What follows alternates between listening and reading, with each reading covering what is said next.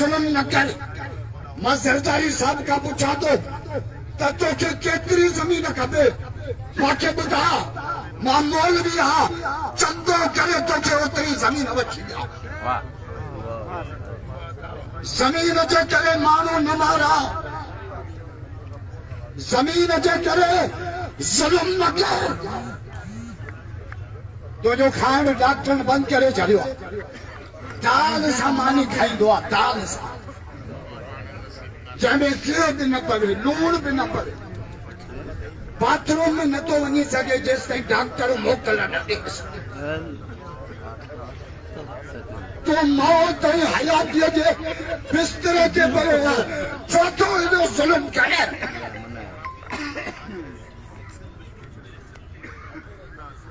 बेनज़ीर शहीदाबाद ज़िले जो मार्च करे, नालो रखो तो कूफो। नवाब वली मोहम्मद जो नालो रखो नंढी करबला।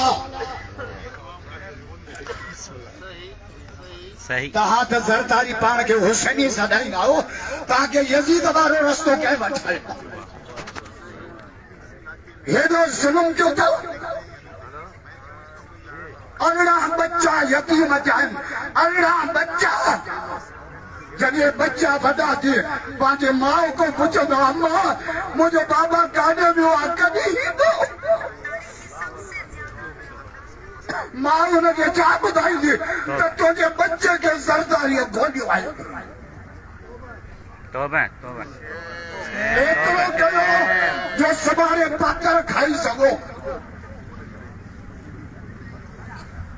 ज़ुल्म फिरौन बि कयो, पर हे हुनखे मारे वियो।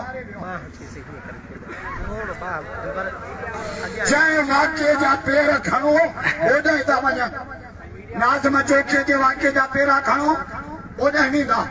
अदी उम्मे रुबाब जे वाक़िए जा पेर खणो ओॾे ॾींदा। डॉक्टर ख़ालिद जे क़त्ल जा पेर खणो ओॾे ॾींदा। जे मूंखे ग़लति न चओ, ख़ुदा जो कसम, बेनज़ीर जे क़त्ल जा पेर खणो ज़रदारी हाउस ॾे ॾींदा।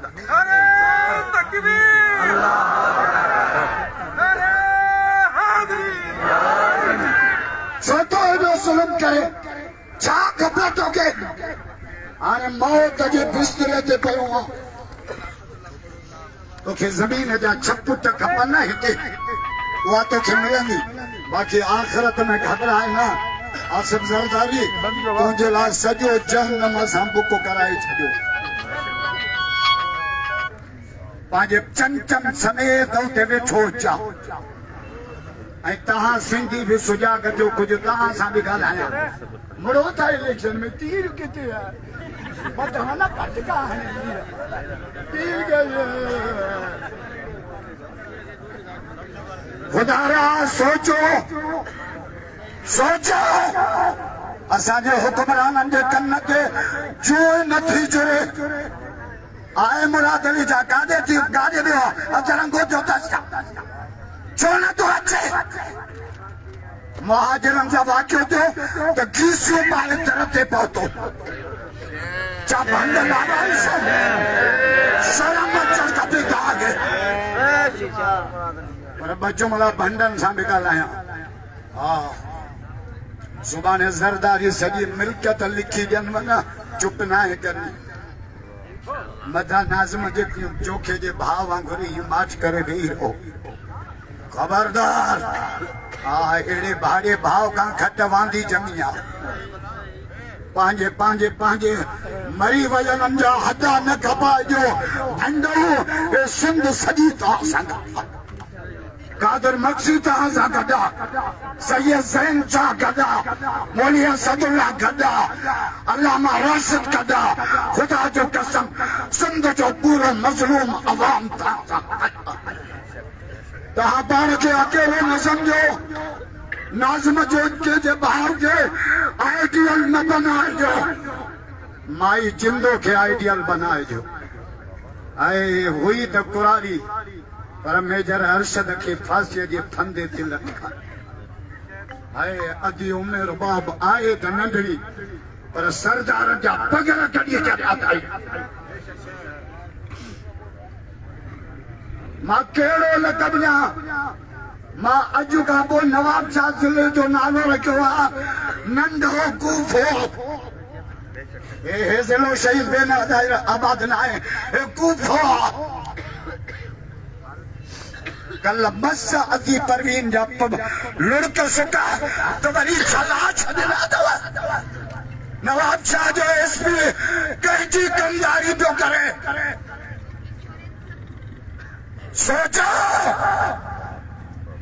मां पाऊं थो बधा जेके बि न मज़लो मां न को लीडर आहियां, न को मूंखे लीडरीअ जो शौक़ु आहे, न को मां इलेक्शन में बीहंदुसि।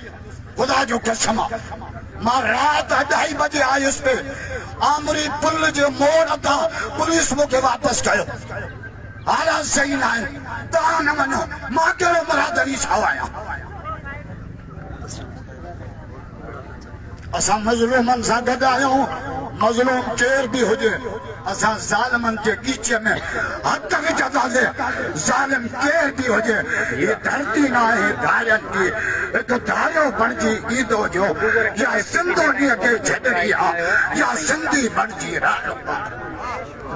कहिड़ा मुजाहिद आहियो जेके ज़ालिमनि सां मां हॾो अटकाई? जेसिताईं हिन जो कातिल जेल में न ॾिसंदासीं असांखे भले 200 साल गुज़रनि। हे धरना कराची में लॻंदा, हैदराबाद में लॻंदा, सीएम हाउस ते लॻंदा, गवर्नर हाउस ते लॻंदा, ज़रदारी हाउस ते लॻंदा। इंशाअल्लाह असां पंहिंजे मज़लूम भाइरनि सां गॾु रहंदासीं। अल्लाह ताला असां सभिनीनि जी अहिड़ी मदद फरमाए। वमा तौफीक़ इल्ला बिल्लाह।